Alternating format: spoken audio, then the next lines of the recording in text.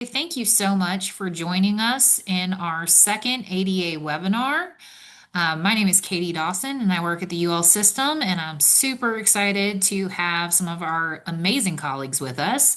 I have Alyssa Coates, who is our web accessibility coordinator in the UL system office and is working with all of your web accessibility coordinators.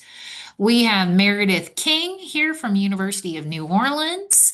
We have Emily Parrott from Northwestern State University. And of course, our wonderful friend at UL Lafayette, Frank Caraco. Thank you, Frank. We will also be joined momentarily by a ASL translator named Sam. So if you see Sam pop up in the corner, he's supposed to be here, and we're super happy to have him.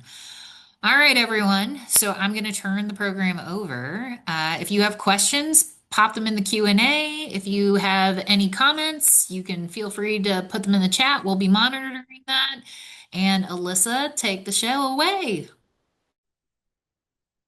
Right, I will go ahead and share my screen and we can get started.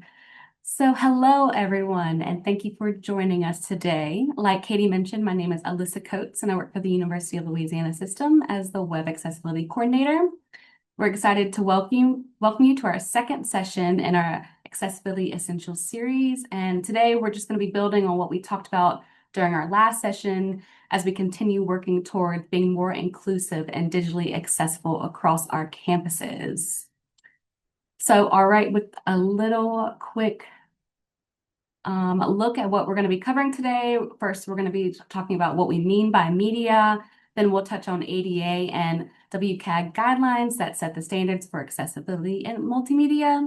After that, we'll look at the 4 key principles that guide all accessibility work. And then we'll move into some best practices for our main areas today, which would be color contrast and visual design, images and alt text, captions, transcripts, and audio descriptions. So hopefully by the end, you'll have some practical steps that you can use right away to make your media more accessible. So when we say media, what do we actually mean?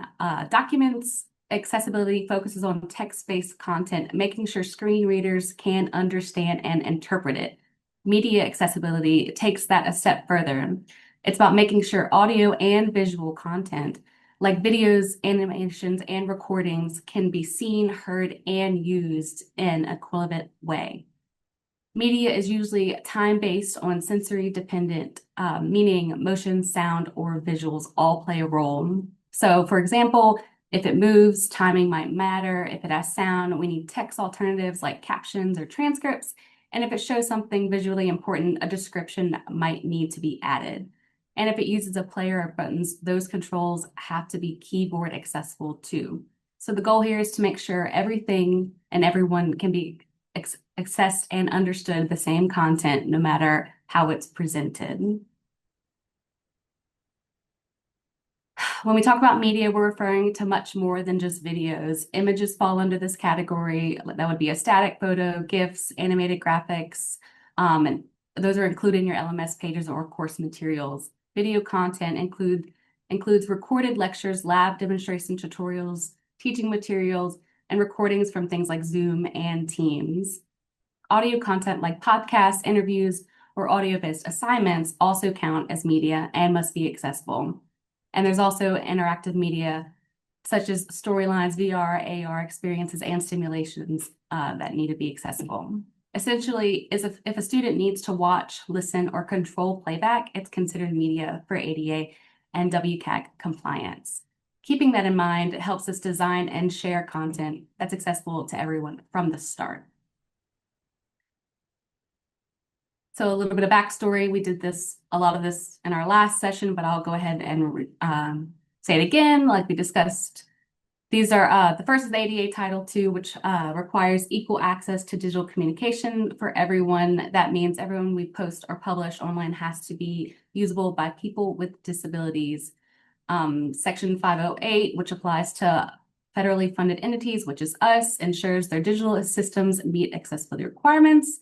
And we follow the WCAG 2.1 guidelines, and these are the industry standards for web and digital accessibility. WCAG is built on four core principles that form the foundation for accessibility. And those are perceivable, operable, understandable, and robust. If something falls under these four principles, it must be fully accessible. And to show what that looks like in action, Meredith King from UNO is going to take us a little bit further and show you how these applies when creating and sharing multimedia content. Hello, everyone. I always think it's a good idea to just be able to understand these core principles a little bit more. So, our first one, our P, is perceivable. So, that means everyone can access the information in the media, even if they could not hear or see it, right? We want them to have access. So, what that involves is things like describing visuals using alternate text for images and audio descriptions for videos. We're going to go over that. Text that a screen reader can read or that you can read, alt text, captions, transcripts, use of color, not relying on color alone to convey meaning, making sure that there's sufficient contrast for things like images, charts, any other visuals, and making sure that media and images leave enough space on the page for easy recognition. You can see we've tried to do that here. So there's lots of white space even with our text. The next one is our O, operable. Users can control the media using different input methods, not just a mouse. This is really important because how is it that somebody who can't see the screen would know where their mouse is on the screen to be able to click? They wouldn't, so they need to be able to use different input methods. And those are really ones that we're going to think of as keyboard accessible. You're going to be able to use your keyboard for those different inputs to navigate just the same way that somebody who is using a mouse would, or their finger, I suppose. Now we need to think about it that way. But instead of that, be using a keyboard. So they need to be keyboard accessible. A lot of these have to do with media players, which is not stuff that you're necessarily going to be able to control, but it is stuff that you need to look for in your media players. I will say all of the media players that I have seen that anyone throughout the system uses, YouTube, Vimeo, Panopto, Usual Lumina, all of them have these, so you don't need to worry about that in terms of being keyboard accessible, but we do want to think about it. So all media players controls need to be keyboard accessible and have no keyboard traps. They need to be able to get out of them as well. You want to make sure that whatever you set doesn't have autoplay. If there's something with audio, autoplay can interfere with screen readers. Again, some of that's going to be set where you can't deal with it, but that is a thing that you want to be able to look at. And focus indicators, users must be able to see where they are on the player while tabbing. Again, you're not the one creating the player, but you would want to make sure that the players that you are using have that. Are you understandable? Users can easily follow the content and know how to interact with the media. So that means we're going to have things like identifiable speakers. People should know who is talking as the person is talking with the captions. You also need those captions to be synchronized. Captions don't do you a lot of good if they're happening 5 minutes after the person is already done talking, or 2 minutes before. That's not really helpful. So they have to be synchronized with that audio. And the same way that having the caption 5 minutes after wouldn't help, having it be inaccurate would not help either. Captions must be accurate. We need transcripts and visuals to follow a logical order so that somebody could follow them as they're going through. And again, those clear controls, media players must be clearly labeled. Things like play and not just an unlabeled icon. That can be when you hover over it because that is what a keyboard would get to, but it must be there. And our R, robust assistive technologies, can interpret the media consistently. So we need compatible media, machine readable text for captions and transcripts so that they can be detected by screen readers. That talks about the accessible documents like we talked about last time. So that plays into that. Standard players and formats, using formats that work with assistive technology. Again, some of that is stuff that you're not going to have control over, but you want to make sure that the things that you are using do fit into that. And then readable, you want to avoid text baked into images, such because screen readers cannot detect them. You want to make sure that it is a different layer so that screen reader can read the text, not just as part of the image. So those are the parts here for robust. Okay, so we're really going to be talking about four distinct things today, and I'm going to give you a big, broad overview of those, and then Myself and some of our other wonderful presenters are going to go into more detail and give you some details on them. So we're going to lay them out first, and then you're going to get more detail about it. So the first thing we're going to be talking about is color contrast in images. So if you place text on a photo or a video, you must ensure that the text stands out. Again, that shouldn't be baked into it, but even just on top of it as a background, you have to make sure that the text stands out. And if the text is baked into an image or video, you need alternative text or an audio description for that text as well. Again, because it shouldn't be baked in, because then a screen reader can't read it. You never want to rely on color alone to differentiate data in charts or graphs. You want to pair color with patterns, labels, or line styles. Ensure that each line bar segment meets the appropriate contrast against the background. And you want to make sure that things like playback buttons, pause icons, or closed captioning toggles are visible against the background. And of course, the media players must meet non-text contrast requirements as well. And I do want to say, just quickly, since I mentioned closed caption, if you need closed caption, you can get them in Zoom. They are available. There should be a well-labeled icon that has a lot of contrast right at the bottom of your Zoom screen. I definitely see mine, and the contrast is good.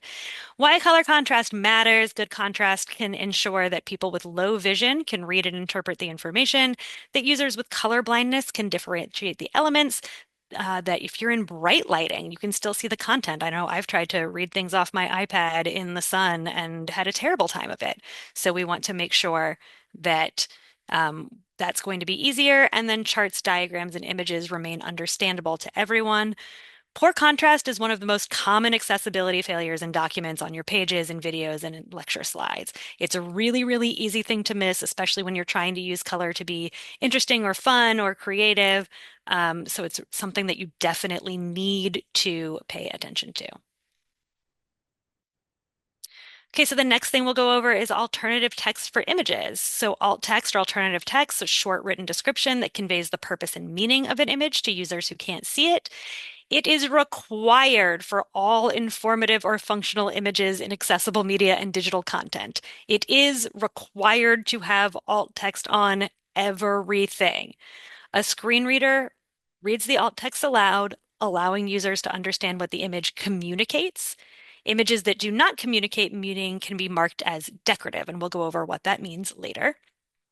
This applies to images in your learning management pages, on documents like slides, Words, Excel, PDFs, on websites, in infographics, embedded images, in video, and in your email.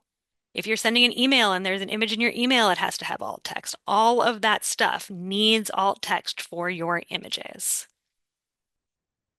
Why does alt text matter though? It's like an extra step. Like, why does it matter? Okay, but it ensures that blind and low vision users receive the same information as sighted users. Screen readers can navigate that content efficiently. Images that are used in instruction or assessment or navigation are accessible, and users with slow internet or blocked images can still understand the content. I know I have an internet provider here in New Orleans that blinks out a lot. Maybe I will not name them aloud on a recorded webinar, but I bet you all know. And sometimes they're really slow, and it's nice to be able, when that internet is slow, to still understand what's on that page and not have to wait for those images. Also, when blocked images happen in like email from an unsafe sender, I want to be able to know what that image is before I say like, yes, this is a safe sender. So without alt text, images become invisible to assistive technology. They just don't exist. So we need that alt text.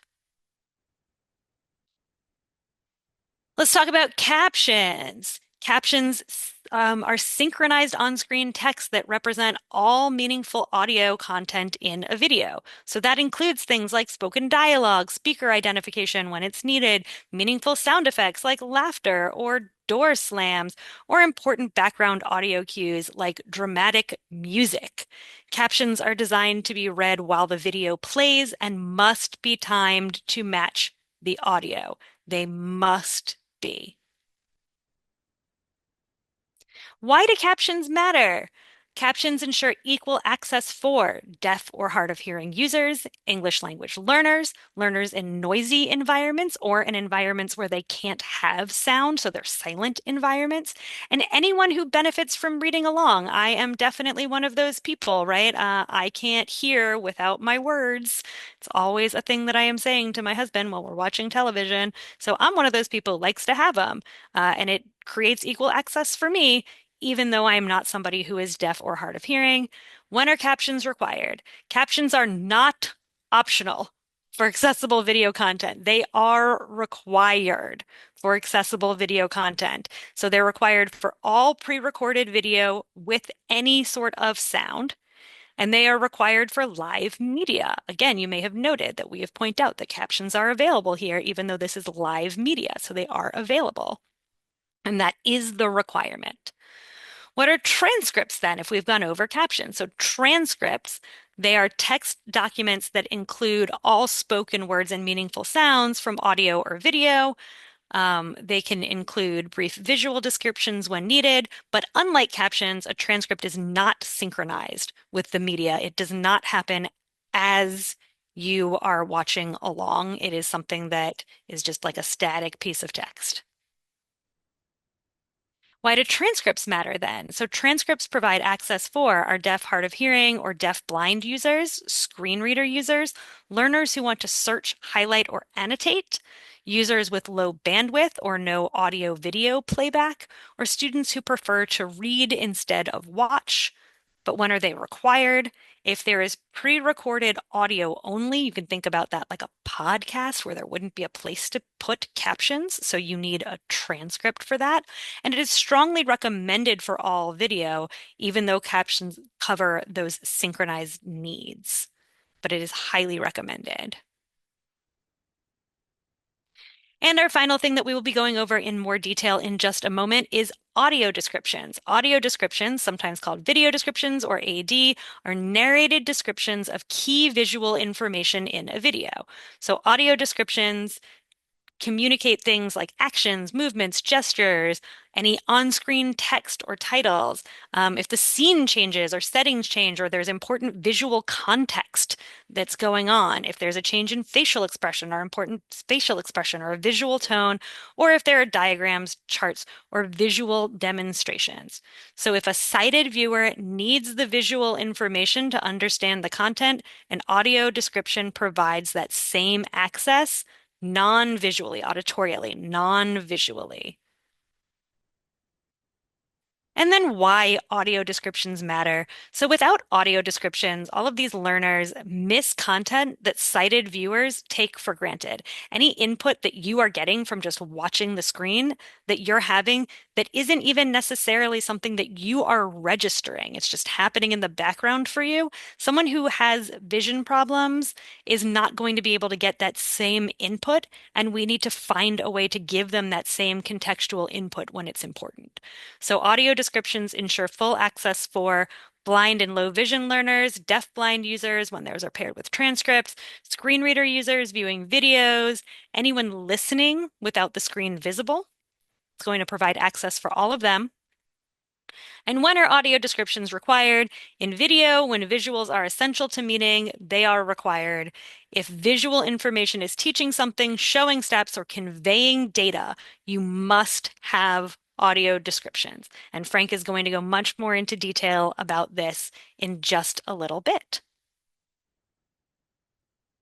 So here we have some free tools for testing accessibility. Yes, you will be getting a copy of all of these slides so that you can click all of these links. Do not worry. There is not anything to check things like captions, transcriptions, and audio descriptions, but in terms of images and color contrast, we definitely have checkers for these and just general accessibility. We always want to make sure that we are telling you about those general accessibility checkers, lots of which will catch things like alt text and color contrast as you are going through those. And we have our media accessibility checklist. By the time you are done with this entire webinar, you should understand what all of these things are. And when you get a copy of this, you'll be able to go through this checklist and make sure that you have done all of these things and that your media is fully accessible now. And with that, I am going to go ahead and turn this over to Emily, who is going to talk a little bit more about color contrast for us. Emily? Thank you, Meredith. Can you just confirm for me that you're seeing my screen? Absolutely, I am.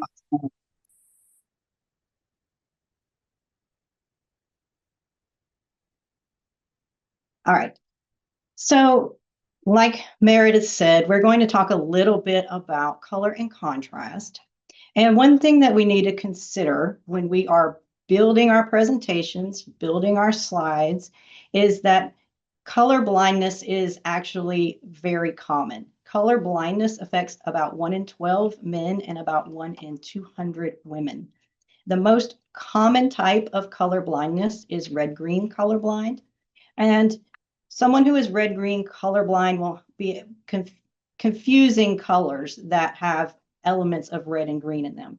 So a combination such as purple and blue could be difficult to distinguish because purple includes red. If you are a normally sighted person, this slide illustrates how a person with normal vision may see an image versus how individuals with different types of color blindness would see that same image. Here's a practical example of an Amazon listing.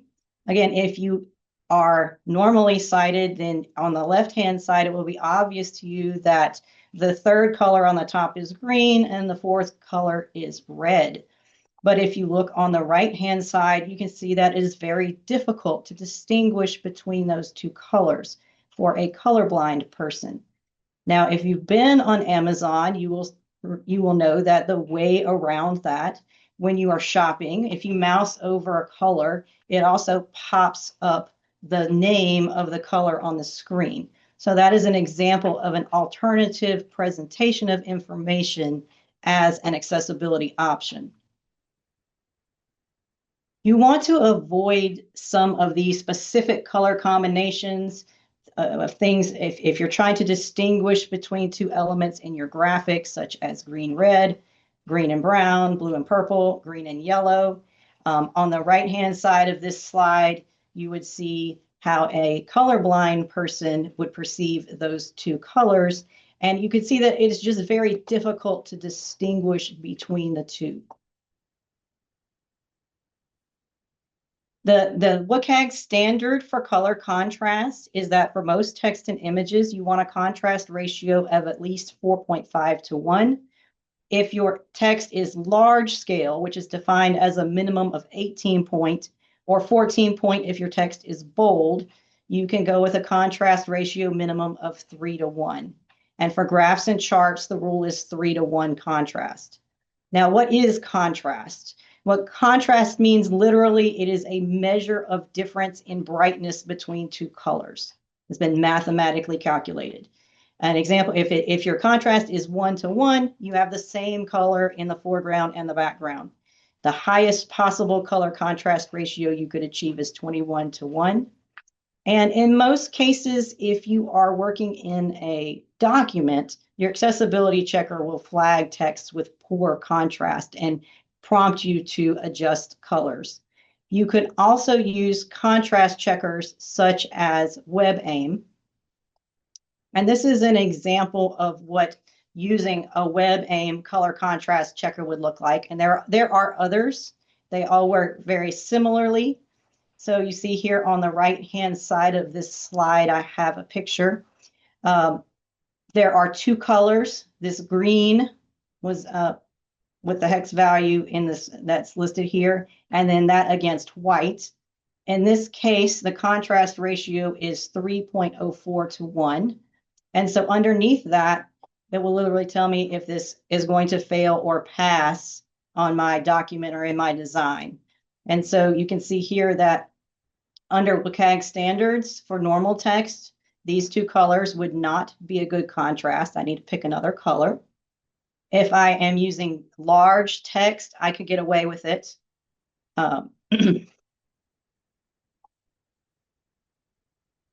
And another way, if I don't want to go to something like a WebAIM color contrast checker that's quick, You can convert your material to grayscale and just kind of visually look at that image and see if when it is converted to grayscale, if you can clearly, easily read the text on that document. And so in this particular case, this is that very similar green that we saw on the previous slide. When I convert to grayscale, I can see that my title is kind of difficult to read from the background, and that heading 1 is a little bit difficult to read. And so that would be an indicator that I probably need to go choose a couple of different colors for this document. Here's an example of an extreme low contrast graphic. Now, in some cases, this might be an effect you're going for, but if I'm trying to present content of some kind, the image, the yellow image, if you look closely, you see there are flowers. It's hard to see because the contrast of the foreground and background are really way too close together. And then on the right-hand side, you can kind of pick out the mountains. But if I wanted someone to see the detail, like if I'm looking at very carefully, I can see maybe there's some trees here in the foreground. That's very difficult to see in this image. And so if I'm trying to show that information to someone, then I need to adjust the color contrast in this image. When you're designing, you also want to make sure that you're avoiding busy backgrounds behind text. So on the left-hand side, we have an example where it's very difficult to read the text in front of that image. On the right-hand side, it's actually the same image, but it's been darkened so that that good example text appears. I can see that more easily. There's more contrast between that text now and the background of the picture. We also want to avoid the use of color alone to denote meaning. And this is a very, very simplistic example of putting students in groups, but you might imagine on a syllabus, if you had required assignments in one color and bonus assignments in another color or something like that. You want to use something aside from color to denote meaning. So if I am dividing these two groups of students in my class, and I only use the far left list. And I say group 1 is red, group 2 is green, and I'm red-green colorblind, I'm not going to know which group I am a part of. I have 2 examples here on the right-hand side that would be better. So you can literally list the 2 different groups, or you could list the groups and put the numbers beside each student. And I can still, if I like colors and I want to use the colors, I absolutely can use the colors. But in these better cases, I'm not, that the color is not the only way that I'm communicating that information to students. And those students are going to be able to divide into the correct groups. This is another example of a website example. I might use colors, a green color to say you've done this correctly, or something in red to indicate an error. I don't want to only have a red or green light or a red or green graphic to show whether that is good or bad. So what I can do is I can add text over the top of that graphic, and that helps define my messages. And even better, I can add maybe an icon, like this check mark is pretty universal. Yes, great job, icon, or this exclamation point for error. So I'm using colors here, but I also am communicating those messages in a couple of other ways. This is an example of a chart where the contrast between the different pieces of the pie is really too low. You can see on the right-hand side, when I convert that to grayscale, it is difficult to see the difference between the different categories. And so if that is the only representation I have of this information, as a student, it might be hard for me to really see which ones are larger than others. And there are a couple of ways that I could fix that to make it better so that the students could get the information they need from these charts. So on the left-hand side here, the same colors are being used, but labels have been added, and the percentages for each group have been added as well. So I can actually read that information on the page, even if I can't see the difference in size between the pieces of the pie. And on the right-hand side, uh, the graphic has just been split up a little bit to add additional contrast in between the pieces. And so visually, it makes it easier to pick out the different slices and see which ones are larger than others. This is an example of a graph. You can see a normal presentation just with colors. I have my chart, and then I have my legend on the right-hand side. Now, most of us who look at charts or have looked at charts a lot of times in our life will understand that I'm reading down. When I'm going through the legend, I'm going from top to bottom, and then that's going to match up to the graph from left to right. But you can't necessarily assume that your students are going to have that background knowledge. And so you'll see on the left-hand side, it is not extremely easy to see the difference, to match up just the colors between the legend and the graph. But on the right-hand side, we've added some texture to each of the bars and also added the labels across the top of each bar. And that makes it much, much easier. Like on the lower right-hand side, someone who could not see the color at all, or if my handout was printed on a black and white printer, I could still see all of the different parts of the graph and match those up correctly. This is another example of using, in this example, Quality Matters uses a variety of elements to show the differences between standards.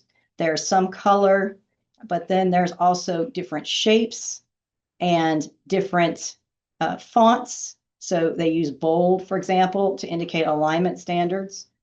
And then on the right-hand side, you can see that even without the color, even without the blue and the yellow, I can still look at the grayscale image and pick out all the different elements of this rubric. So that is a good example of using more than just color to convey meaning.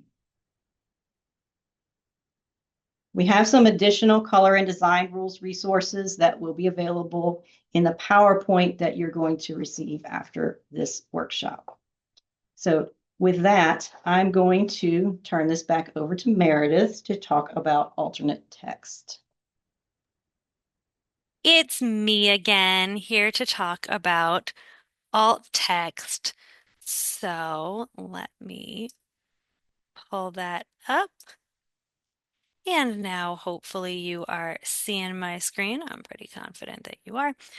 So I'll just go ahead and start. We're going to talk about alt text today. What is alt text or alternative text? So alt text is a written substitute for meaningful image content. It's read aloud by screen readers for blind or low vision users. It is required, obviously, it's WCAG 1.1.1 is the standard. And your goal there is to provide the same meaning, not necessarily the same visual detail. So we're going to talk a lot about context and meaning here. When do you use alt text? So you want to use alt text when an image conveys information, so like charts, diagrams, screenshots, labels, when it supports instructions or is referenced in the content, if it identifies a person, place, or object, or if it functions as a link or a button. The example here says alt equals download syllabus. You'll see this alt equals someplace. That's just like the code that the screen reader reads. It's not how you're going to be coding it in, and I'll show you this in a little bit. Usually you just have a text box that you're typing alt text in, so don't worry if that freaks you out. Take a breath. So you got to think about it this way. If you remove the image, does the user lose meaning?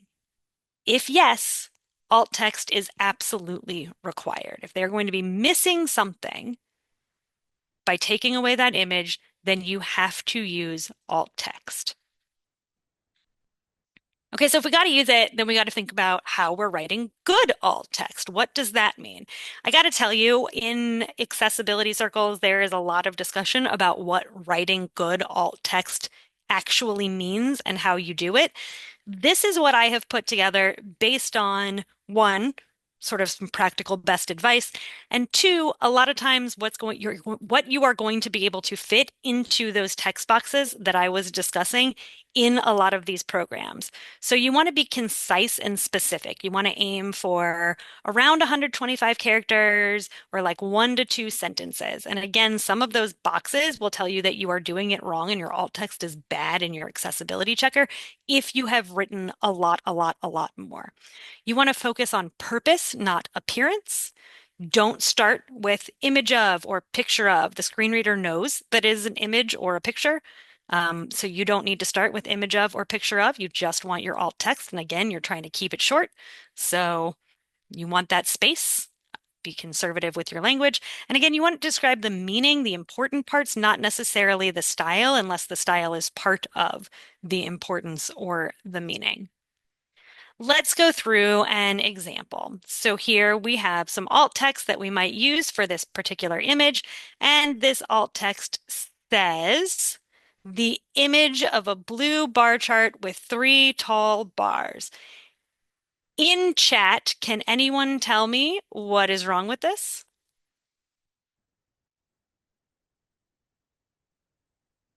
Normally, I would give a full teacher pause, but I'm going to move on because we got a lot to cover today. But I see people saying image of, image of. Okay, so y'all got it, right? It says image of, and that's not very helpful. Moreover, it doesn't really describe the meaning. Yeah, I see some of you saying it doesn't convey the meaning. So that's absolutely right. So instead, we could say bar chart showing enrollment rising from 200 to 475 from 2021 to 2023, right? That is actually going to help our user understand what this is. So that's the kind of way that you would want to write alt text. Let's go through another example. Here we have a lake with mountains and trees. Okay, so that seems pretty good. Like it is describing what the image is, right? It's describing a lake with mountains and trees. Anyone got any issues with this one?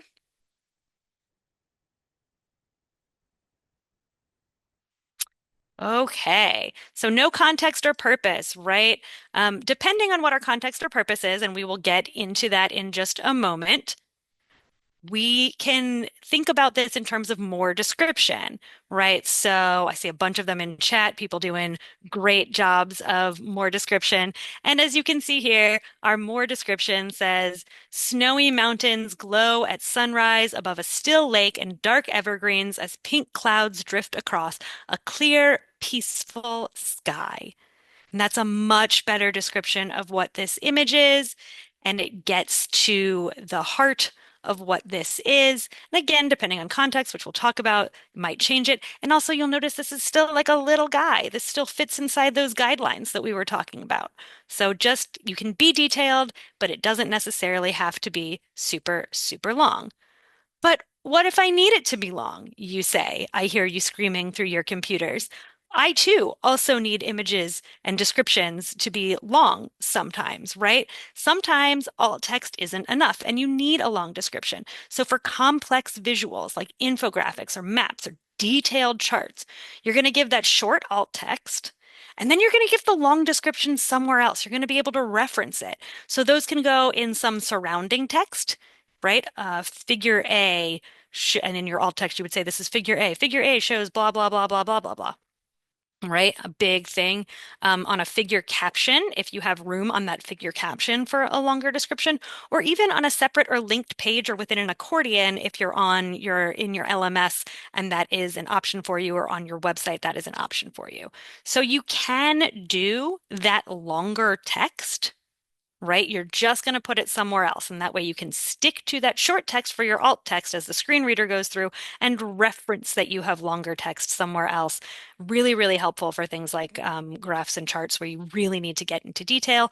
The rule is alt text is a summary of meaning And so you're putting that quick summary of that meaning, and that longer description can be your details and data. I keep saying context. What do I mean by context? Context matters so much when it comes to alt text. So alt text should answer, what does a sighted user gain from this image right here that a non-sighted user also needs? And that this image right here is extremely important because that changes depending on where right here is. So questions that you should think about as you're writing alt text contextually. Why is this image here? What information does it add? And what should the viewer learn or notice from it? If the purpose changes, the alt text must change too, even if the image stays the same, because it's contextual. Let's look at an example here. So if I were showing this particular image in a biology lesson, the important part of this might be the way that this pelican who is on a piling over some water, the way that its bill is long could be the important contextual part for this particular biology lesson. So then I would say a brown pelican, because I want to be specific about the type for my biology lesson, perched on a piling, showing its long bill. If I were a biologist, I might have more important features about the feathers or other things that I would want to put into that alt text because those would be important. If this were a marketing poster for, I don't know, the beautiful Louisiana coast, I might want to say a pelican perched on a piling at sunset along the calm Louisiana coast. Very relevant in a marketing poster about Louisiana, not relevant in a biology lesson that this is on the Louisiana coast. The long bill, important in a biology lesson, not important in a marketing poster. So it can be contextual. What does the user need to get from it? We also have another example here, one that I know we get asked a lot about, and I did see in chat as well. What happens if it's a quiz? So let's say this was in a dance textbook, this image, and so it was just labeled as Degas' 1881 sculpture, Little Dancer, age 14, and then there was a longer description of it somewhere else, right? This is just the alt text. And on an art history quiz, perhaps they're identifying this image. So you wouldn't want to tell them this is Degas' 1881 sculpture, Little Dancer, age 14. That would give them the answer. Instead, you could describe the statue, a bronze statue of a girl in a tutu, hands behind her back, face upturned. Theoretically, in your art history class, you would have described this statue and gone over the importance of it, and someone who was not sighted would understand what that was contextually and have learned it in that way. And then they could identify it the same way a sighted person would. Ah, that is Degas' 1881 sculpture, Little Dancer, aged 14. We went over that in class. So think about what you can describe that gets the person the information without it giving away what the question is. And yes, that's going to take some doing and you have to think around it a little bit, but that's what the goal is when you're using these things for tests and quizzes. Let's talk about decorative images. Decorative images add visual interest, but they don't convey any kind of meaning. Decorative images use empty alt text, which is usually symboled as like alt equals and then just blank, or you would leave a box blank, or you could mark it as decorative. There's usually something that says marked as decorative or this image is decorative. So examples of that would be things like background images or textures, stock photos that are only used for mood or clip art or icons that are used for decoration, scenery photos that are not discussed in the content and don't add visual meaning, logos used only for branding that don't add meaning or are unimportant, or divider images or decorative bullets. I think that's one that we see a lot. On the screen here, I have an image that has 3 boxes using lorem ipsum text. Each of them have an icon next to that lorem ipsum text, and around them we have 3 image squares showing us something decoratively. Assuming that these were all put on as different images and there could be labeled with different pieces of alt text, perhaps the icons have meaning and they would need an alt text, but these boxes don't. They are just decorative. They do nothing for the meaning, and an alt text reading through them and having to describe them just gets in the way of a user's meaning. Instead, you could mark them as decorative and then move on, so that you know they're not conveying meaning, and the user who is using a screen reader also knows that they are not conveying any sort of meaning. Some special cases to pay attention to when you are writing alt text, you want to make sure that icons describe the function. So rather than saying an eye in a black circle, you would want to say, have the alt text say more information for an informational icon so that the user knows what that does.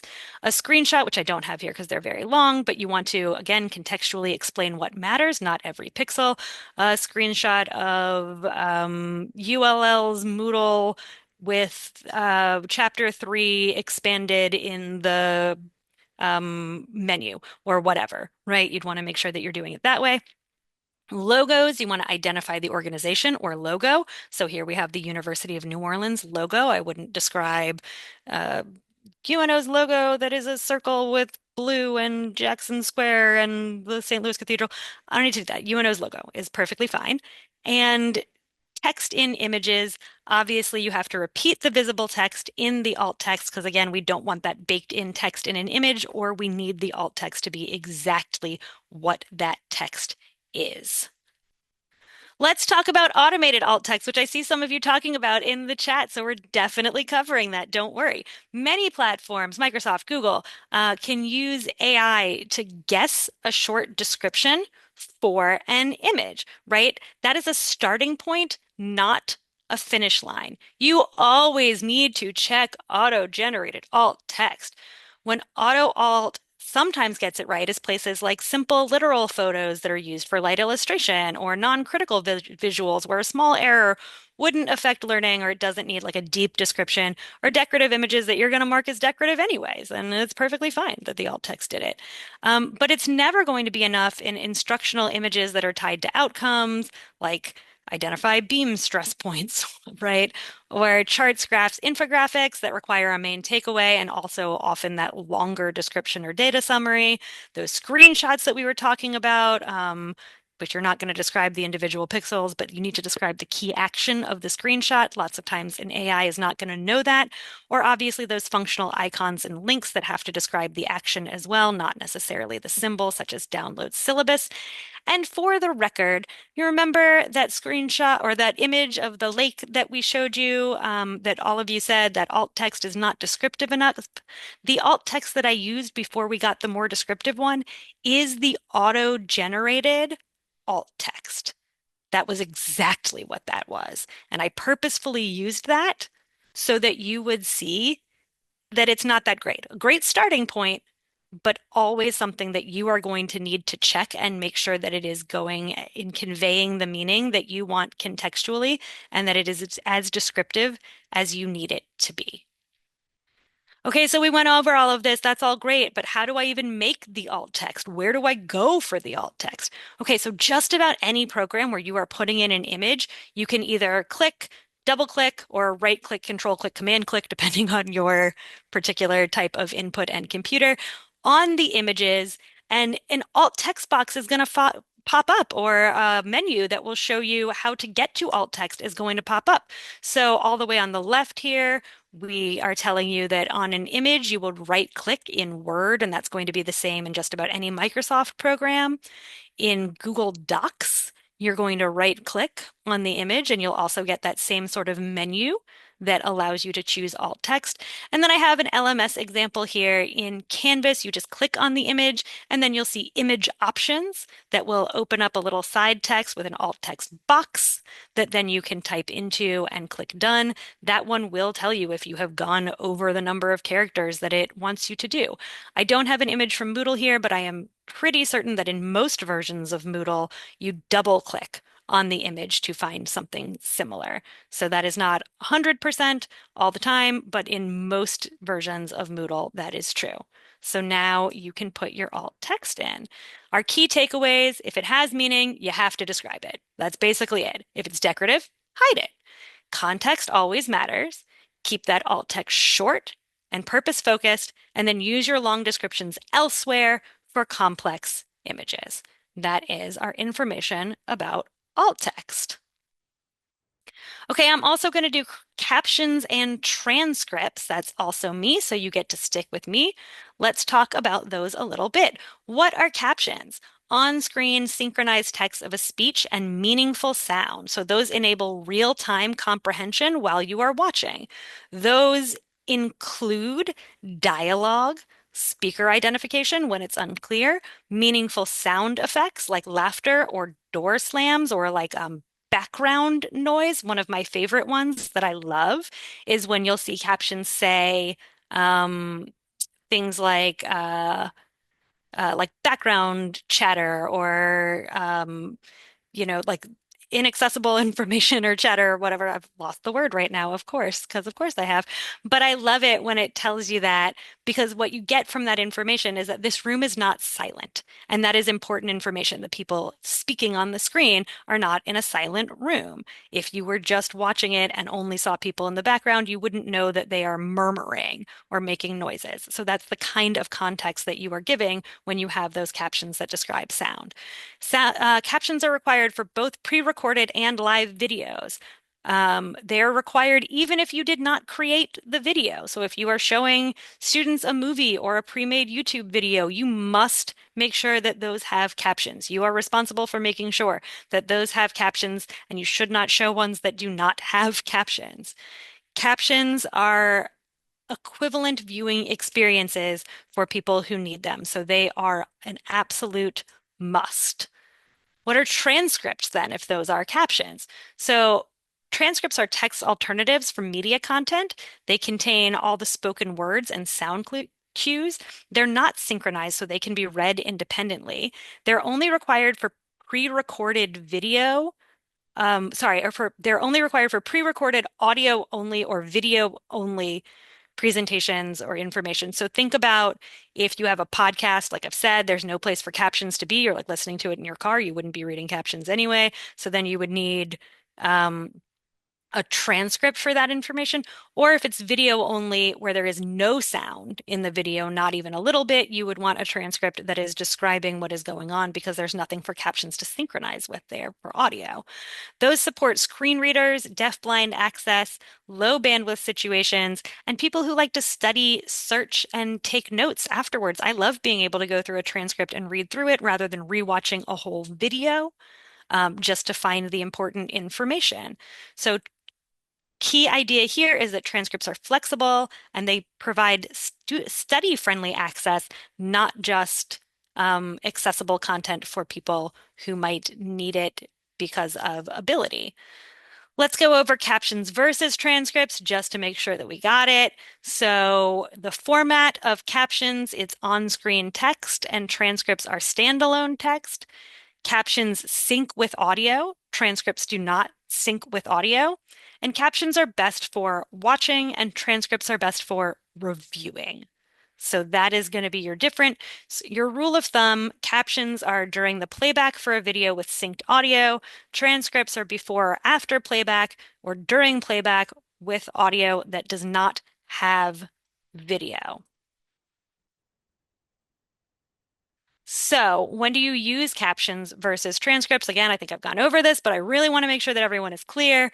So, if you are using like an audio only, like a podcast style, then you need a transcript. You don't necessarily need caption. With video that has any sort of speech or sound, it says speech but sound really, you need captions and transcripts are recommended. If you have video only and it's silent, then you do not need captions, but you do need a transcript. You could have captions, I suppose, describing it, but you need a transcript. If it is a live stream, then you need the live captions like we have here today on these, and a post transcript is recommended so that people can review it without having to watch the whole video. And obviously, things like instructional videos fall under that. And that is also things like movies, documentaries, etc., that you are using for instructions. So those require captions, and that transcript is then a recommended feature as well. As with everything, let's talk about auto captioning and auto transcripts. I'm gonna guess that you can probably guess what I'm going to say, which is that these are a great starting place and not a great ending place. So almost all of the things that you are probably using right now for a video to create your own video probably have some sort of auto captioning tool. YouTube, Panopto, Zoom, Teams, Yuja, Lumina, all of them have some sort of auto captioning tool. And the pro of that is it is like a fast, easy first draft, and it increases baseline accessibility, but it's not going to be accurate. So lots of times things that it has problems with would be things like accents, names and technical terms, or multiple speakers. It's going to be often missing or have incorrect punctuation. It's going to not identify your speakers lots of times, and it does not meet the standards that we need met unless you have edited it for accuracy. So not only is it just like, well, it's fine. No, it's not. It's not only like a not, well, it's fine, but it also is not going to give the access that we need. So it's both pieces. Auto captions are a starting point. They must be edited for compliance. They must be. So our expectations are that captions and transcripts should be accurate, that captions should be synchronized, they should be complete, they should have a clarity for who the speaker is, they should include all those meaningful sounds. And when you're checking this accuracy, things that you want to check for that can be really tricky, names, homophones, technical terms, speaker labels, and punctuation and capitalization. So, what are our best practices here? Our captions, we want to make sure those are in short, readable chunks. It's like we want to use sentence case, not all caps. We want to have minimum 1 second per caption so that someone could read it, max 2 lines so they're not getting overwhelmed and it stays synchronized. And we want it to include those sound cues, but of course, only when they are meaningful. We don't need it to clutter up everything. Our transcripts, we want to make sure they match our spoken order. We want them to include those sound cues only when it's meaningful. We want to make sure all of our technical terms are correct, identify the speaker when it's helpful, and add those visual descriptions for video only actions or scenes. Those are our best practices. Again, you will be getting this, and I went through just about everything I could think of. There are tools that people currently use, and I tried to link the instructions for things like captions, uploading captions, automated captions, and editing captions. On all of these, you will be getting this. If I missed the tool that you use, I'm very sorry, but you can probably just look this information up now that you know what you're looking up. Automated captions and editing captions being some of those big ones that you are looking for. So our key takeaways, our captions are required for video, even if you did not create the video. It is required. Transcripts are required for audio only, even if you did not create the audio. Auto captions and auto transcripts, you gotta edit them before you publish. So our goal here is equal access to content, not just the text being on the screen. That is always going to be our goal. Um, so if I have half a second, and I think I do, just quickly, I do want to share what this might look like if you were adding auto captions or editing auto captions in some of these programs. I'll try to do this very quickly. This is in Panopto, for example. Um, in Panopto, you can see this one has captions that says CC, this one doesn't. In Panopto, you have to go to edit. And sometimes it takes a while. Hopefully y'all are seeing this because it is not actually showing me that you are seeing it. In Panopto, you can go to captions right here on the left side of the menu. Once you're in edit, under import captions, you can see import automatic captions right there. And it just takes 10 seconds. And to edit them, all I have to do is come click and then I can edit them just like that. If you're using something like YouTube, if you click on the video from Studio, you'll see subtitles on this left menu over here. And if you click on subtitles, you'll see your video. It'll automatically caption for you. And what you can do is you can click here on this pencil, duplicate and edit. And when you bring that up, it's going to bring up everything. And you can see it did not understand what I was saying on a lot of this stuff. This is supposed to be like Cajun Mardi Gras, I'm pretty sure is what I am saying here. So I can go through and edit all of those Very useful to have a starting place, but I need to make sure that I can edit those. And when I'm done, I can click publish. It's going to tell me that it might take a while to update that. Processing may take a few hours, but now you see I have a different set that is published here that I can go back and edit as well. And that's just my 2 seconds on how easy it is to go in once you have auto captions in all of these programs to pull in auto captions and then to edit our auto captions. Thank you for sticking with me through that. And now I'm going to turn it over to our last speaker, Frank, who is going to tell us about audio descriptions. Okay, thanks so much, Meredith. And actually, the transcript feature that you just talked about is a good segue here. Let me share my screen.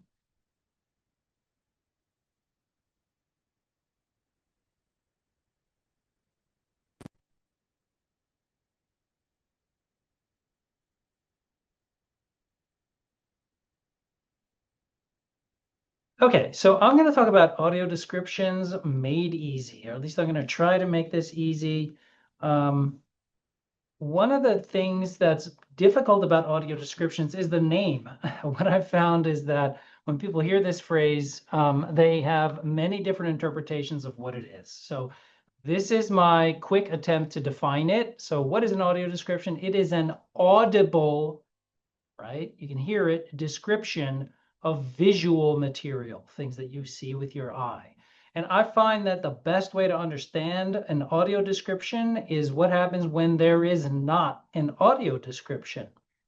Okay, and so I am going to move us to the next slide here. Everyone can see this, right? So as you can see here, choosing a Creative Commons license for your open source content can be very tricky.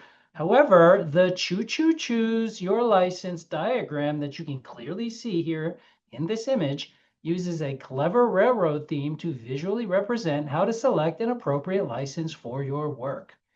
These 6 questions over here will help you decide which of those 7 licenses over there are most appropriate for your work, or if your work shouldn't have a CC license at all. Thankfully, this clever visual makes it very easy to see how to choose the right license. Hey, Frank, we can't see anything. That's exactly the point. So this is the visual, right? And so what I had you experience there was what would happen if you were sight impaired and you were either watching pre-recorded media or, listening to a live presentation and you couldn't see what the instructor was talking about. That is what you would have experienced, right? Because I did not incorporate into my narration a description of what was on the screen. This is what's on the screen. It's rather complex, right? And there's no way you're going to get this from me just simply gesturing to it. Later on, I'm going to redo that little example with the what's called natural audio description built in. So let's move on to the actual WCAG guideline for this. There's a lot of numbers at the top there. Don't worry about that. Let's just focus on what's on the page here. So an audio description, according to WCAG, at this level AA, an audio description is provided for all pre-recorded video content in synchronized media. There's a couple of different pieces there. So pre-recorded, right, that's content that's already been created, but it also would apply to a live demonstration. There has to be some way that someone who is sight impaired in a synchronous let's say, Zoom lecture is able to understand what is being displayed. And that could be, as we've discussed with others, it could be that there's maybe someone who is providing that audio description or translation for them in real time and not necessarily the instructor. But we're going to focus on pre-recorded video here. And so that audio description then needs to be delivered in a synchronized fashion. That means it's happening alongside the actual video, right? It's not something that they access outside of the video. It's not something that they access after they watch the video. It has to be happening in real time with the video. So the goal is that videos can be played with audio descriptions. What do you have to do? You have to provide a synchronized spoken description of the visual content in the video. Why is this important? As you just experienced, people who cannot see or understand the visual content can hear about it while playing the video if there is an audio description. Now, asterisk, and this is why this is a good segue from transcripts. A descriptive transcript, that is, a written transcript that describes what's on the screen, is not sufficient to meet this requirement, okay? It does not meet level AA. So you can't say, well, I have this video and I know that there's stuff in there that you need to be able to see to understand the meaning, but I'm just going to provide a written description of the video as an adjacent, file that you can download. No, that transcript does not meet level AA. It does meet level A, but not level AA. And level AA is what we need for this state mandate. So let's go over some ways to sort of tell, because not all videos need an audio description, right? But some of them do. So ask yourself, if I couldn't see the screen, what would I miss? So going back to the choo-choo example, obviously you missed a lot of information because you couldn't see that screen. Now, sometimes, we're biased and we've seen the information so many times that, we can't really answer the ask yourself question. So ask someone else to do that, right? Ask them to listen to your video without actually watching it. Just turn the audio on, turn off the screen, right? And did they understand everything? You might even quiz them and see what did they miss, right? If they missed valuable information, chances are your video requires audio descriptions. So what are the kinds of information that require audio description? So if you have a chart or a graph or a diagram, or you do a demonstration, or you have some text on the screen, or there's any kind of action happening, or even gestures, all of those visuals require audio descriptions. Let me say that, audible descriptions, right? They need to be able to hear what is going on visually. Now, there are some visuals that do not require audio descriptions. So for instance, decorative text, this is kind of like decorative alt text, right? It's window dressing. It's not really that important. You don't have to go back and add audio descriptions for that. Repetitive images, you don't have to, keep adding the same audio description for that. So there are some exceptions to this rule. And of course, if you already narrate everything that's happening, then you don't need audio descriptions because it's already there. It's part of your narration. And that's actually one of the solutions I'll get to. Okay, solutions for pre-recorded media. So you have a video, right? You have dozens of videos you already show in your courses. You have a few options for addressing this issue. So option one is to add what they call extended audio descriptions. So what is an extended audio description? I find that the easiest way to understand what it is that it is a secondary audio track, right? You have your primary audio track that's you narrating whatever it is that you're doing. If it's like a lecture or whoever in the video, if it's a video, it's the people in the video talking or whatever. That's the primary audio track. But in this case, you would add a secondary audio track to play verbal descriptions, right? Audible descriptions of the visual content. Now, how would you do that? You're going to need some special tools, right? So this requires tools like Panopto, which Meredith showed us. Panopto actually has the ability to add a secondary audio track. Kaltura, Yuja Lumina, there are other tools as well. And so with those tools, you can add and play back the extended audio description. Now, sometimes these tools will also have Gen AI built in, kind of like with the alt text, where it'll generate kind of a good first draft of that audio description for you. In other words, it'll analyze scene by scene through the video and it'll generate those audio descriptions. But I know for sure that Panopto, it doesn't generate the audio descriptions, but you can actually go in and type the audio descriptions yourself. Now, that's a highly manual process, takes a lot of time and effort. Where do those audio descriptions show up, right? Well, while you're playing the video, the audio descriptions will play for each scene during either natural pauses in the video, right, where there's nothing else happening, or the video will actually pause itself. If you enable the audible description feature, it'll pause itself and it'll play that second track. That's what it'll do. So the first track is playing and then it pauses and it plays the second track to describe what's on the screen. And then it'll restart the video and keep going with the first audio track. And that's how you get that audio description played back in synchronized fashion with the video. So the description is read aloud. So obviously, if you're typing it in, who's reading it? Oftentimes, it's a synthetic voice that will read out that description. And so you can tell because it'll be a different sounding voice that's speaking that second track. So as I said, the audio descriptions can be enabled or disabled, just like closed captions. So for instance, Panopto, you have your CC button to turn on closed captions. You would also have, if audio descriptions were included, you would have an AD button to turn on the audio description. Now there are some, this is, labor intensive, right? I don't have the time to do this. There are some paid services that exist that will add those extended audio descriptions for you. But again, you have to pay. I don't know if it's by the minute or whatever, but that is available. So that's option one. You add what's called extended audio description. So I want you to see what that looks like because, maybe my whole, explanation there wasn't clear. So a video is worth more than 1,000 words, right? So here we go. This is a video with extended audio descriptions. And if I set my screen sharing correctly, you will be able to hear the narrative. Donna rides her mobility scooter along a seafront promenade. Okay, so that is the probably synthetic voice National reading an Disability extended Strategy. audio description. Julie travels down a street in her wheelchair. It's reading what's on the screen. She It's grins and explaining waves to what's someone happening. off camera. Followed by Sam, she uses a rollator to get into her house, where they sit in their kitchen. Somebody with a disability. Okay, It's now just to like the you. primary audio. We're no track. different. We're just the same. We've got desires, we've got inspirations. We want to do what you're doing. A bird's eye view of a suburban neighborhood. Okay, so there you can see what was happening there. It's going back and forth between the two voices, between the two audio tracks.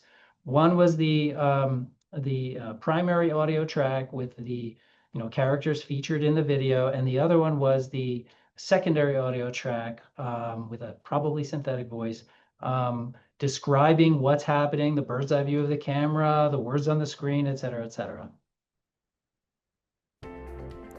Okay. All right, so that was option one. Option two. So option two is what's called natural audio description.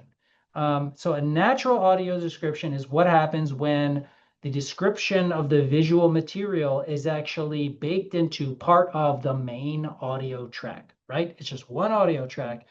Now that requires some forethought, right? And some planning, because when you create the video, you have to know that here are my visuals and I'm going to provide descriptions of those visuals, as part of my primary narrative. And so if you already have pre-recorded media that doesn't include those natural audio descriptions, you're going to have to re-record those videos, right? Now you might be able to simply edit the video, edit the audio track, and splice in the audio descriptions yourself. But again, these take some tools, these take some skills. So it might actually just be easier to redo the whole video. But that is option two, add a natural audio description. So what would that look like? So I am going to give you a little sample. I'm going to go back to the choose your license. So if I wanted to present this to my students, and I wanted to include natural audio descriptions, I might say something like, choosing a Creative Commons license for your open source content can be tricky. The choose your license diagram pictured in this image uses the clever railroad theme to visually represent how to select an appropriate license for your work. The diagram uses a series of questions to help you decide which license to select. Let's review the diagram. We'll cover 8 scenarios, moving from the most open to the least open license options. First, if you waive all interests in your works and thereby place them as completely as possible in the public domain, you would select the CC0 license. This is the most open CC license. Okay, and I'm going to stop right there. If I continued, I would go through every single license and all of those questions. Everything would be read out loud so that all of this information is made available to someone who cannot actually see the image. Okay, so that's going to take some time, so I'm not going to go through all that right now. But you get the idea. That is a natural audio description that's part of my primary narration. Okay, so we don't need to then go back and add any extended audio. All right, so you might be thinking, I can't handle any of this. This is way too much trouble. Well, then option 3 and this is allowed according to that WCAG requirement, you can replace the video with other accessible media. Okay, that's critical. Other, not video, accessible media. So what might that be? Well, depending on what the initial video was, maybe the video was like you talking over a slideshow. Well, convert it back to a PowerPoint then, and make sure that everything is screen readable, follows all of the requirements, headings, and so on for text. And then all the images have alt text. So if I have that, choose your, I might not want to use that choose your license image because that'd be a lot of alt text. Probably won't have that much alt text to explain it all. But maybe I'd break it up into smaller pieces and have sufficient alt text to describe each part. You can also, take your video and instead rethink it as a series of images with alt text. So instead of a PowerPoint file, it'll be a bunch of image files. And then of course you could always try to convert it into some kind of a document, a Word or PDF document. Again, that follows all of the guidelines for accessibility for those documents. So basically, option 3 is take the video and chop it up into some other kind of media that you create in an accessible way. Okay, so that was all for pre-recorded media. Now, if you are planning to make some videos going forward, I think you want to keep this WCAG requirement for audio description in mind. So here are some tips. You want to storyboard your visuals, right? When you make a video, it's a good idea to have a storyboard, and you kind of shows like, what are they going to see? What are you going to say? Right? And that helps you plan through, oh, okay, if I'm going to show this, I have to include this description in my narration, right? And so then you can integrate the descriptions naturally into your narration. So basically, you're going to do option 2 going forward. You're just going to make your videos already have natural descriptions of what's being shown on the screen. And you're going to plan them that way. You want to avoid phrases like, as you can see here. I mean, that's an obvious giveaway that you are not describing what's happening there, unless you're going to follow with a long description of whatever it is that you can see here. You want to have some pauses in there, and you want to have, especially, if you think you might need to come back and add extended audio later, it's good to have some pauses in there to absorb those visuals. And then test your video. Always test your video by playing it without watching the screen to see if you can test your own comprehension and confirm that all of the essential visuals are conveyed audibly. Okay. And you might have someone else do that and ask them, did they understand without seeing the screen? Okay, so I have a bunch of resources here. These will be included, obviously, in the PDF version of this presentation. You'll be able to click through and see those WCAG, various levels for audio description, comparison of standard audio to extended audio, and even some guidelines for how to use Panopto, if you have Panopto, to add audio descriptions. And that's it.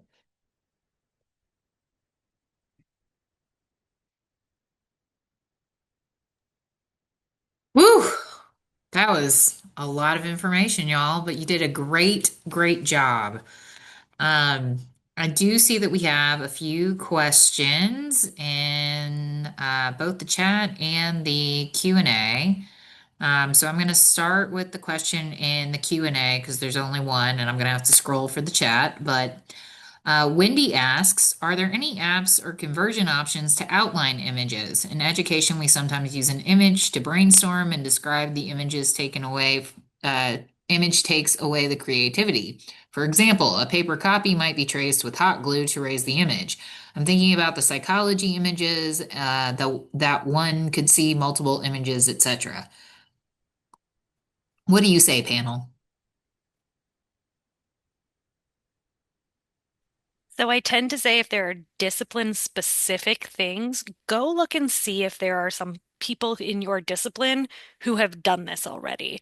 I am certainly not an expert in every single part of this, and there are always going to be some pieces that even the best expert is just not going to have run into.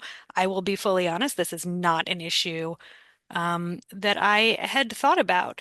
Part of this also is then going to be being creative and trying to think around certain things. The same way with the quiz, you might have to describe an image differently just to not identify it. Try to think about what you can do verbally or written that you could change, but go on some forums and see if there's someone in your discipline who's been doing something like this. This is an issue that people all across the country are dealing with, trying to figure out these accessibility things. So there's probably more out there than you would think. And I'm sorry if that's a non-answer answer, but that's the best one that I have for that. Awesome. Thank you, Meredith. All right. Amy writes in the chat, how many platforms can accommodate a second audio track that can be toggled on and off? I mean, I wish I had an answer. I know Panopto can do that. As I showed, I think Kaltura and Huge Illumina can definitely do that, but I don't know how many campuses in our system have those other platforms. I know there are several uh, campuses that do have Panopto, and so I can say for sure that they do provide that, and they are working on providing an AI generated audible description service. But that I think will be in addition to whatever you already have. But they already do have the infrastructure in place. It exists. You can actually toggle on and off the audio descriptions, but you'll just have to write them in yourself. It's kind of like writing in closed captioning from what I've seen. You can go scene by scene and you can type in the descriptions right there. Trisha asks in the chat, does alt text only show up for screen readers and not to everyone else? So there are ways that you can go find it in the code, but it's not going to show up automatically. If you are someone who is sighted and you are looking at the page, the images that you see, it's not like a caption where you're automatically going to see the alt text with it. You would sometimes have to hover over or right click or go look into the code of that to find it, but a screen reader will see it. But it's not the same as just having a caption underneath it, if that's the general idea of that question. Okay.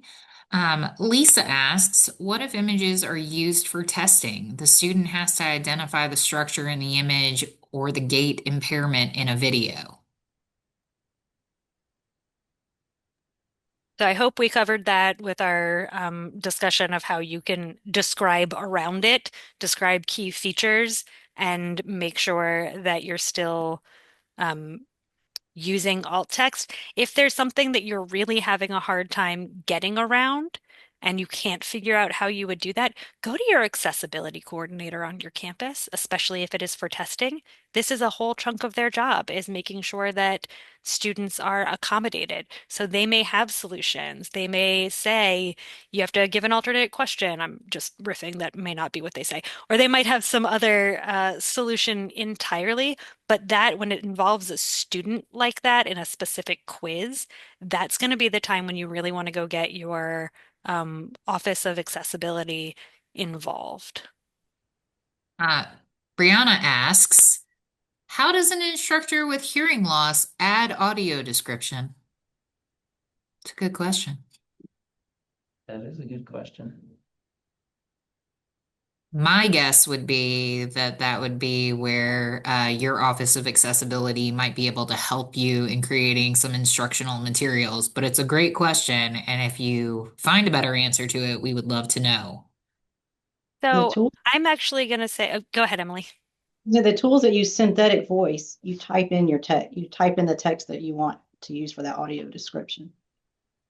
So that's what I was going to say, is actually that is one where um, hearing loss is not going to be as important in terms of creating those descriptions because you are creating the visuals of what happened, right? You're not recreating the dialogue. You don't need to hear the dialogue. It is what you see. So if there's something that's happening in the background that then isn't covered in captions, right? That is something that where the scenery changes that is not covered there, anything like that. Those are the things that you are going to need to be describing, and that's just written text that you are creating. So there's not something that you are hearing. This is entirely visual. The issue, I think, would be how someone with visual impairment would create those and know what is going on. And that would actually be the reverse and the problem there. And that I do not have an answer to. All right, everyone. What other questions do you have? We have about 5 to 6 minutes left. All right. Jenny said, I was giving feedback to my student while I was grading their work. Canvas flags some of them as not accessible. Do we also need to make sure feedback like this is compliant?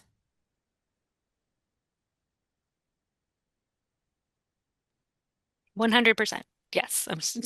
Want to make sure I'm leaving room for other people, but absolutely everything, if it is in a digital format that you give to anyone, so that includes digital feedback for students, it has to be accessible and compliant. So yes, Canvas is right to flag you on that, and what a great feature it has to help you out.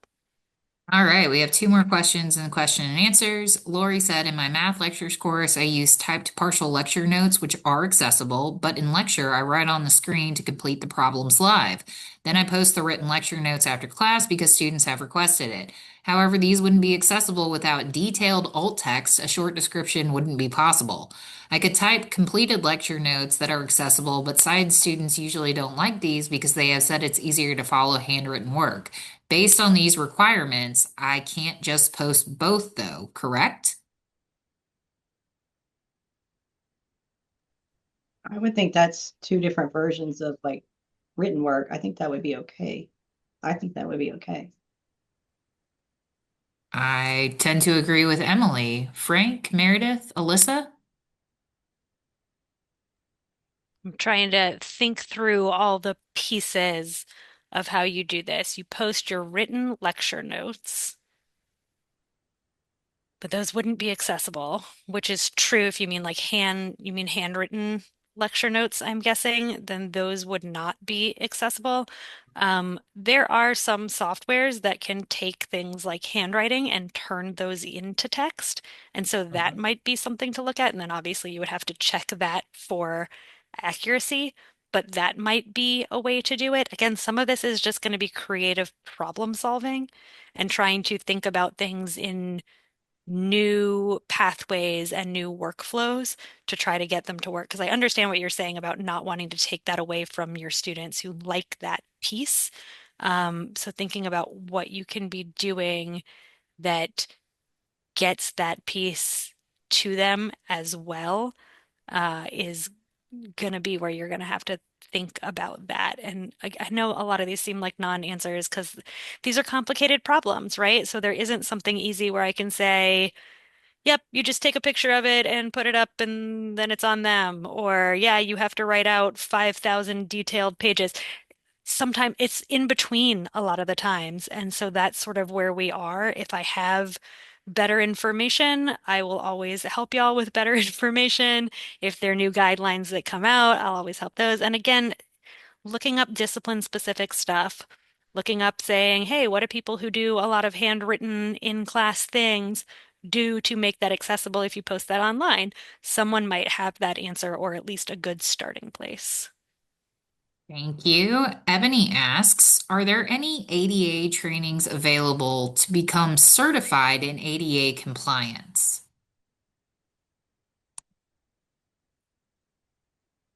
Hmm. Panelist? So, I'll take a stab at this. Right now, I don't think there is 100% certification to say that things are ADA compliant. However, if you have been through the Quality Matters process for an online course at your institution or a similar process that may exist at your institution, ADA is absolutely a component. But interestingly, Quality Matters has always made it more of an elective component. And so I'll be interested to see if Quality Matters actually changes it to be a required component now that this regulation exists. Um, and Chantrell just shared a link, adacoordinator.org requirements page. So hopefully that will be helpful. And Megan said Web AIM has a certification process for web design ADA certification. Great questions. My guess is that we'll probably see something maybe in the future. Nicole asked in the chat, what if instructors record their lectures in video format? Would the transcript be standalone? Courses such as chemistry, physics, or complicated math equations. So if it's a video format and they are posting it somewhere, it needs captions, not a transcript. And then it would also need audio descriptions, not a transcript. Those would be, because once those classes, if they're broadcasting them live, then it would need like live captions and they would need to describe what they're doing as they are broadcasting it. If they are recording it in that moment, once they give it to someone, then technically that is pre-recorded. That is not considered live because it is not broadcast at the moment. So if it's broadcast at the moment, you need to be describing it as you're doing it, and then have those captions. And once you have that piece where it is no longer live, then it is considered pre-recorded. So hopefully that clarifies. Probably as clear as mud. All right, y'all. Thank you so much for joining us. Oh, Lori's got one last question. Are live captions compliant for accuracy? Oh, what a complicated question and a great one. Um, so automated captions, like we said, are never 100% compliant. There are people who do live captioning as a paid service. The chances of somebody doing that for your live video lectures or for like this example, for example, seems really, really low. And so we are just going to rely on, at least for now, the absolutely doing the best we can standard, which is not 100% compliant standard. Uh, and any automated captions, live or otherwise, will have mistakes. So best practices, I'm saying that officially, best practices are to have a live captioner. Um, I guess sort of take from that what you will, but having something there is always going to be better than having nothing there in the live sense. And then if you were using that again for a recorded one, you can go back and edit those captions because they have probably come in with you. Excellent. All right, everyone. It is a little past 4:30, so thank you for sticking with us. Join us for our next webinar, November 19th. We'll be talking about good online course design and ADA compliance. Additionally, be on the lookout. We may have an overall ADA regulation overview that our wonderful panel will not have to present. We are actually partnering with a nonprofit organization who does this full time. And so we are working to get that together. And as soon as we do, we will send out a notification to everyone.